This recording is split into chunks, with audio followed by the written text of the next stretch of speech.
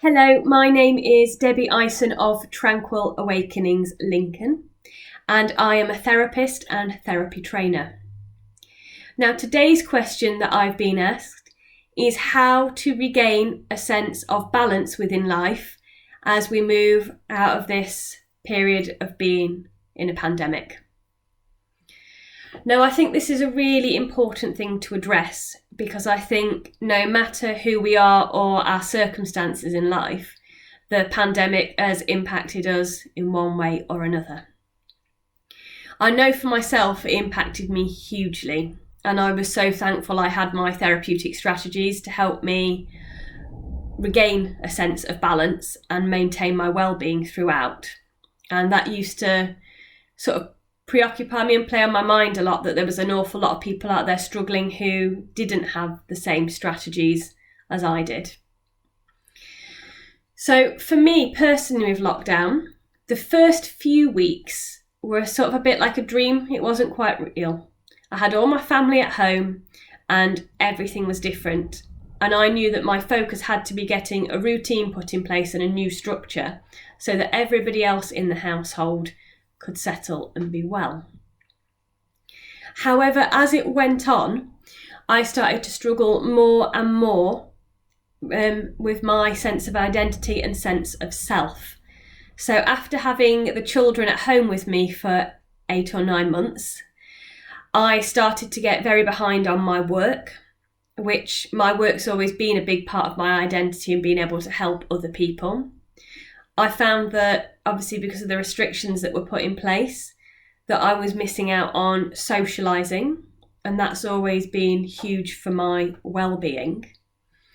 And all of these other elements that made up me had slowly reduced until I was in this tiny little bubble with a few individuals, and we were getting a bit fed up of each other, to be honest. So I'd be getting up each morning and I would be helping my children with their home education all day long. And after that, I would want to have fun and do something enjoyable. My children, however, just wanted me to leave them alone because they'd been with me all day and I'd had to take on the role of educator as opposed to mummy. And so that was quite hard. That was then compounded by, I'd had all this period of time where courses had been paid for, people had started their training, but then we'd had to put it to a stop. So I had to book everybody else in, but in smaller, socially distant groups. So for the following year, I was then working pretty much every weekend and all sorts of hours, day and night, to try and catch up. And as this was happening, I was getting a bigger and bigger waiting list. And in the end, I'd spent almost 2 years without having a proper break from work. And eventually that all got a little bit much. I had a lot of people needing my help, lots and lots of friends contacting me, as well as lots of clients. And I became a bit overwhelmed because I wanted to help everybody. However, that wasn't possible. So, what did I do to get myself out of that? There's a few things. Firstly, I allowed myself to get to the point where I recognised it had all become imbalanced, although I didn't quite know what to do about it at that stage. And at that point, I had a day where I just cried. I cried and I cried and I cried. I put Downton Abbey on and binge watched it and did nothing else. Now, in those scenarios, I now embrace and accept my feelings, even if they're difficult, because sometimes that's important. It's the mind or the body giving us a message that something's wrong and we need to make changes. What's also important then, however, is that we then use that as an impetus for change. So I use that day of crying as a way of just releasing trapped energy. I believe that emotion is simply energy in motion, and all those feelings have been stuck inside me, creating anger, resentment and frustration. And by allowing those tears to flow, it allowed it to be released from my system.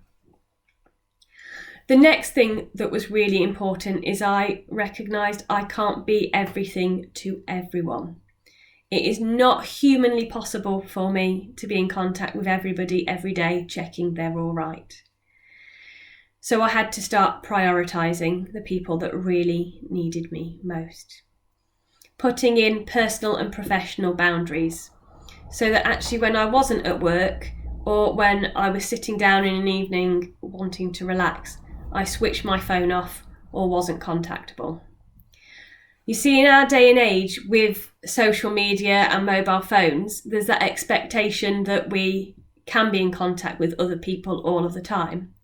And sometimes people can become frustrated or annoyed if they don't have an immediate response. So I recognised that that was okay. If somebody was annoyed or frustrated, then they weren't the right person for me to either help or to be in their life. And as soon as I recognised that, it gave me permission to do something different.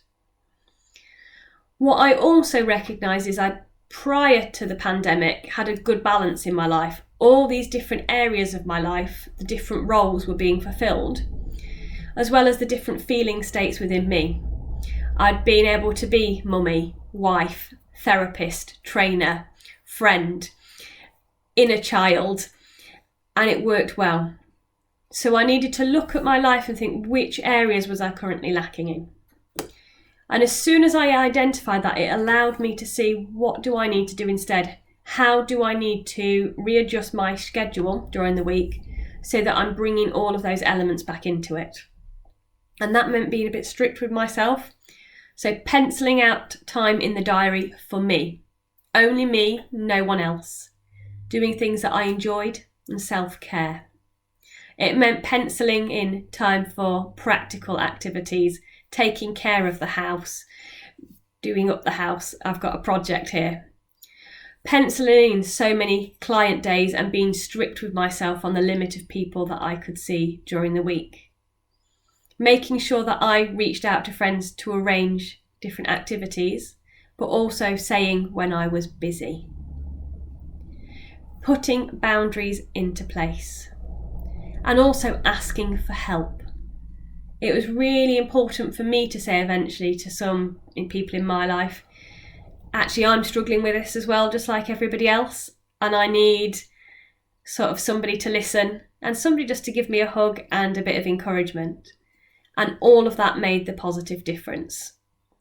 So I'm inviting you to give yourself permission to ask for help, to prioritise your needs, to allow some people to move from your life if they're no longer right for you, to be able to say no, to switch off your phone and have time where you don't need to be contacted, and just notice the areas in your life where you may need to make change and rebalance things. I hope you found that helpful. Let me know any ideas that you've had that have helped to balance out your life, and please like and subscribe. It's been great to speak to you today, and I shall be on here again soon. Take care and bye-bye for now.